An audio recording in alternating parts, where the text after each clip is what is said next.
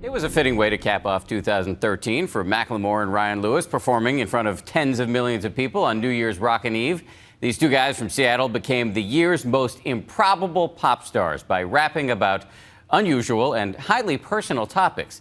And true to form, when I sat down with them recently, they were bracingly candid. Return to the Mac. Get 'em what it is, what it does, what it Macklemore and Ryan Lewis had a wild run in 2013. Their records sold more than 1 million copies. The videos for Can't Hold Us like the ceiling can't hold us. and Thrift Shop had nearly 700 million views. So damn grateful.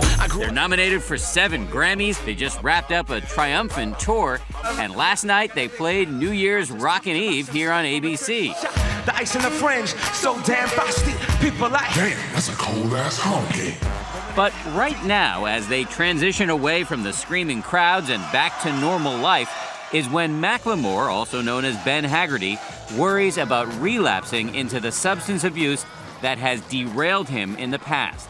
For me, what is a temptation is coming home off of the road, which is why this time period is interesting. So right now is kind of maximum. This is peril. when it's happened before. Really? This is when I've fallen back before. At its worst, drugs and alcohol landed him in the hospital and, in 2008, in rehab. I just never had an off switch with it. From the first time that I ever drank alcohol, I got that warm feeling, I got that like losing my inhibition feeling, and I wanted another one. And then after that, I wonder what 6 was like. I wonder what 8 was like. 8's fun. What's 10 like? How bad did it get for you?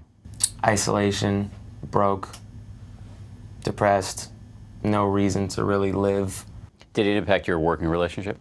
Yeah, we didn't work for the first 3 years. And I think that was probably at the centerpiece. Absolutely. When Macklemore is healthy, his partnership with Ryan Lewis, who we met on MySpace 8 years ago, is extraordinarily productive. I'm gonna pop some tags, only got $20 in my pocket. They are an unlikely success story, a hip-hop group that rails against materialism, racism, and homophobia, and raps about substance abuse and Buddhist meditation, and went mainstream on their own with no record label. And their working relationship is more collaborative than many fans might realize. So are you throwing in lyrics sometimes? No, I'm critiquing lyrics for sure. I think Critiquing the hell out of my critiquing the hell. I think I'm the first person to experience a new song for the first time. I usually come up and my hands are shaking and I'm like, I got something.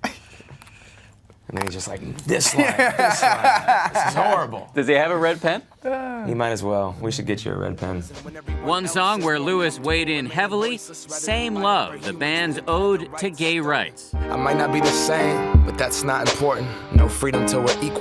Damn right I support it. Same Love is so far outside of the range of the normal stuff we hear in a hip-hop song. So what possessed you to write it? I was sent a story from my mom about a gay bullied kid who committed suicide, took his own life, and it started with me writing from the perspective of that kid, trying to take it on from his vantage point.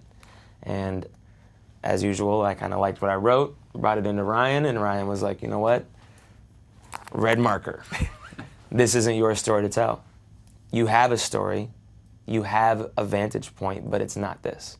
Good advice. It's probably the best advice Ryan's ever given me about a song. If I was gay, I would think hip-hop hates me. That song, which takes a hard run at homophobia in the rap world, created some backlash. But it was nothing compared to what happened when Macklemore brought up Trayvon Martin on the American Music Awards. And due to the fact that we are in Florida tonight accepting this award, I want to acknowledge Trayvon Martin and the hundreds and hundreds of kids each year that are dying due to racial profiling. The feedback from that, the hatred in the next 48 hours from that surpassed all the hatred in the last year from Same Love. The racism that came back from that via social media blew me away. It was an eye-opening experience to see where half of our country still is in terms of race issues in America. How do you balance your desire to use your platform to advance causes you care about and the risk of coming off as preachy? You scrutinize everything because you don't want to come across as preachy. No one wants to be preached to. After hustling and scraping to make it for years, fame is sometimes trickier than they imagine. And it's not just about the response to their public pronouncements, it's also the lack of privacy and the exhaustion of the road. Macklemore says he sometimes has to check himself when he has a diva moment. Be grateful, be happy, and enjoy this because it's not promised. Who knows where we're gonna be in a year, 2 years, 3 years.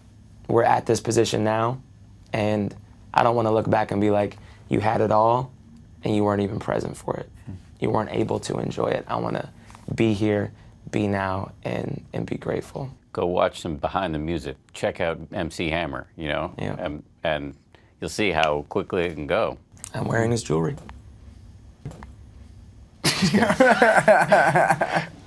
You had Just me kidding, for a second. Hammer. You had me for a second. What?